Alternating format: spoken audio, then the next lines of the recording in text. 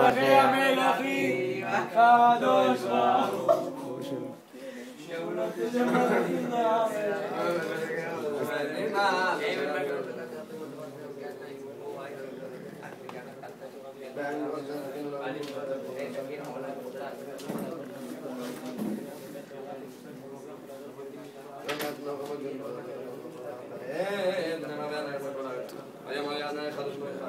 לדבר איזה דקה. נו. מדרש תנחומא בפרשת השבוע. השבוע זה פרשת ראה. אומר מדרש תנחומא ראה אנוכי. זה שאמר כתוב ולעם הזה תאמר כה אמר השם הנני נותן לפניך את דרך החיים ודרך המוות. כתוב משכיל אסף האזינה עמי תורתי עטו אוזניכם לאמרי פי. כתוב רק כשאמר לך וכתיב יום אשר עמד לפני בחורב. אומר המדרש, תשמעו, ללמדך שכל מי שמתבטל מן התורה כאילו כופר בקדוש ברוך הוא. כל מי שיכל ללמוד תורה והוא מתבטל מלימוד תורה, כמו שהוא כופר חס שלום בהשם יתברך, שלא נתן תורה לישראל אלא כדי שיעסקו בה יומם ולילה. מה שהקדוש ברוך הוא נתן לעם ישראל תורה בשביל שהם יעסקו בה יומם ולילה, שנאמר והגית בו יומם ולילה, וכתיב כי בתורת השם חפצו. וכל העוסק בתורה ומקיימה, מי שעוסק בתורה ומקיים את זה, כאילו קיבלה מהר סיני. לכן כתוב והודעת לבניך והודעתם לבניך ולבני בניך, וכתוב יום אשר עמדת לפני השם אלוהיך בחורב. מה הכוונה? מי שלומד תורה זה כאילו קיבלה מהר סיני ומקיים את התורה. וכתוב שלמה המלך אומר כי לקח טוב נתתי לכם.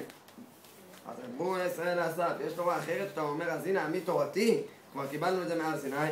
אמר להם פושעי ישראל אומרים שהנביאים והכתובים אינם תורה ואינם מאמינים בהם, שהם אומרים רק התורה, רק 10 הדיברות אמת, אבל הנביאים והכתובים לא, שנאמר ולא שמענו בקול השם אלוקינו ללכת בתורותיו אשר נתן לפנינו ביד עבדיו הנביאים.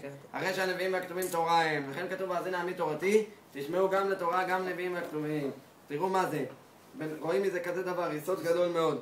כל מי שיכול ללמוד תורה והוא לא ללמד תורה הוא מתבטל מהתורה כאילו כופר בקדוש ברוך הוא. ומי שעוסק בתורה והוא מקיים את זה, אז הוא זוכה למה? נחשב כאילו קיבלה מהר סיני. בשבוע שעבר כתוב בתחילת מדרש תנחומא שדוד המלך אמר אני לא מפחד מהמצוות החמורות. ממה אני מפחד? הנה בואו תראו, והיה עקב זה שאמר הכתוב למה יראה בימי רעה עוון עקבה יסובני. התברך שמו של הקדוש ברוך הוא שנתן תורה לישראל שיש בה 613 מצוות ויש בהם קלות וחמורות, ומפני שיש בהם מצוות קלות שהם ליד המשגיחים בהם שמשליכים אותם תחת תקוויהם דורכים עליהם, כלומר שהם קלות. דוד המלך היה מפחד מיום הדין ואומר ריבונו של עולם, איני מתיירא במצוות החמורות שבתורה, הן חמורות. ממה אני מתיירא? מן המצוות הקלות, שמא עברתי על אחת מהם, אם עשיתי, אם לא עשיתי, לפני שהייתה קלה, זלזלתי בזה. ואתה אמרת וזהיר במצווה קלה כמו מצווה חמורה. זה הכוונה, והיה עקב תשמעון. אז מוריי ורבותיי, צריך כמה שיותר להתחזק בלימוד וקיום התורה הקדושה. תראו מה גודל המעלה של לימוד התורה ושל קיום התורה, בפרט המצוות הקלות שאדם מזלזלים. אנחנו דיברנו על תחנון אחרי התפילה, אבל שם טוב הקדוש אומר, כתוב ועת מעכה. מה זה ועת מעכה? ועת מעכה ראשי תיבות ותחנון אחר תפילה מגיע עד כיסא הכבוד. שתחנון אחרי התפילה זה מעלה מאוד גדולה. בפרט פרק תהילים כ"ה, ראיתם בסידור לדוד עליך השם נפשי אשא, זה תיקון מאוד מאוד גדול, עד כדי כך שמי שזוכה ומכוון בנפילת אפיים כראוי הוא נעשה בריאה חדשה, נותנים לו עוד את העצומות ללחום בעץ הרע, הוא מקבל תוספת השכלה בתורה ושדותיה, הוא יכול להבין את הגמרא, לאהוב את התורה, תוספת דבקות בקדוש ברוך הוא ואין חטא בא על ידו. לכן צריך לדעת, זו סגולה גדולה להגיד פרק כ"ה בתהילים. דוד אליך, כן, דוד אליך אדוני נפשי אשא, כל הזמן. כן, זה שמירה גדולה מהחטא, זה הגנה גדולה וזה תיקון גדול. דוד המלך אומר, תחשבו, הדריכני בעמיתך, הוא צועק לשם יתברך, תדריך אותי בתורה.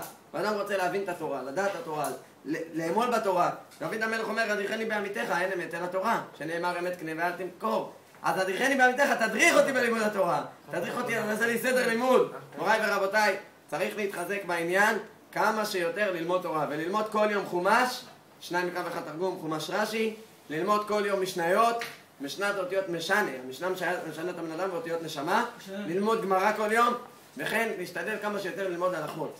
אם האדם זוכה למדרשים, מדרש זה כמו גמרא, כתוב מדרש כגמרא. לכן כתוב בשולחן ערוך שבן אדם כל יום צריך ללמוד תורה, משניות וגמרא, ולכן נתקן בשולחן ערוך, כתוב בשולחן ערוך שכל יום בבוקר אומרים יברך השם וישמרך, יאר השם פניו אליך וחונקה, זה גמרא, זה חומש. המשניות והגמרא זה אלו דברים שהם מן שיעור איזה הוא מקומן ורבי ישמעאל. רבי ישמעאל זה מדרש כגמרא. שבן אדם שלא זוכה ללמוד כל היום, לפחות בבוקר יגיד תורה, שזה יברך השם וישמרך. המשניות זה איזה הוא מקומן, והגמרא זה המדרש, רבי ישמעאל אומר, המדרש זה כמו גמרא, או שלפני כן גם יש כאלה נוהגים לומר אלו דברים שהם בהם שיעור, וגם ירושלמי בפאה פרק א' הלכה א', זה המשנה, אלו דברים שהם שיעור, זה משנה וזה גמרא. צריך כמה שיותר להתחזק, בן אדם יעשה לעצמו סדר כמו העולמות למעלה. הביאה, אצילות, בריאה, יצירה, עשייה, חומש, משניות, גמרא והלכה. וגם הלכה מאוד מאוד חשוב, כמו שדיברנו בבוקר, הלכות שבת, מאוד חשוב ללמוד הלכות, לדעת איך להתנהג. אם האדם לא ילמד הלכות שבת, לא ידע איך להתנהג בשבת. ללמוד הלכות שבת, ללמוד הלכות שמירת הלשון, ללמוד ערך אפיים על כעס, זה עוזר לו להתגבר על כעס, קדושת העיניים, מה שאפשר ללמוד. וצריך לדעת שרבי ישראל מסלנט אמר, כשאדם לומד מוסר על דבר, זה עוזר לו להתגבר על אותו דבר. כשאדם לומד חפץ חיים, הוא לומד את ההלכות, הוא לומד שמירת הלשון, זה זוכה לו לשון הרע. אתם צדיקים, אשריכם, רבי שמואל, רבי שקר, רבי הצדיק, רבי יחזקאל, רבי שלומי, רבי סער, הרב דניאל בדלוב שליטה, והרב אלמוג, ושלומי ואבי, אברהם, כולכם צדיקים, יוסף חיים, כולכם נשמות קדושות וטהורות. תדעו לכם שאתם לא מסתכלים עליכם איך שאתם עכשיו.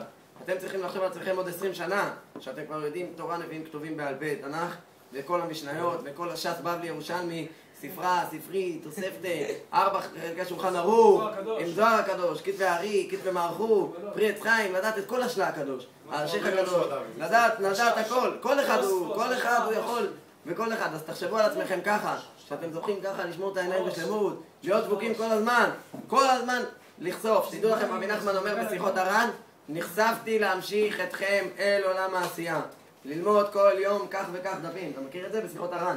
נחשפתי, אני כוסף, אני רוצה להמשיך אתכם, להמשיך את התלמידים שלו, את החסידים שלו, אל עולם העשייה, לקיים למעשה כל יום, ללמוד כל יום כך וכך דפים. אז בן אדם, בגמרא, בהלכה, רבנו הוא עבר כל פעם על השולחן ערוך, פעם ראשונה עבר על כל השולחן ערוך על פי פשט, אחרי זה הוא עבר עם כל הגמרות, עם כל המדרשים, אחרי זה הוא עבר על פי הקבלה. ואדם צריך לעבור, כל אחד צריך לעבור על 4 חלקי שולחן ערוך. אור החיים, ילקוט יוסף, זה לא בעיה. ילקוט יוסף, קיצור שולחן ערוך 2 חלקים, אתה במשך חודש מסיים כל ילקוט יוסף. קיצור שולחן ערוך, כן?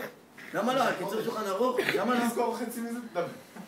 אז פעם ראשונה אתה זוכר 50%, פעם שנייה 70%, פעם שלישית 100%. החזרה, הלומד ואינו חוזר, כן, דברים לא קוצר. אבל שאיפות, ילקוט יוסף, אתה יודע איזה שאיפות שיש לרב שכטר? תזכור סימנים. מה, הרב שכטר קיבל עצמו כל יום לסיים את כל גמרא ברכות לפני התפילה השחרית. אז מישהו אמר לו, מה, איך הרב? זה 63 דפים, 64 דפים. הוא אמר, אם רבי אהרון מבן זה חל, אז גם אנחנו יכולים. מה, צריך שאיפות, לא הכל מצליחים. צריך אבות רבי נתן, פרקי דרבי אליעזר, השם יעזור. אתם צדיקים, באמת צדיקים, אשריכם, תהיו בריאים.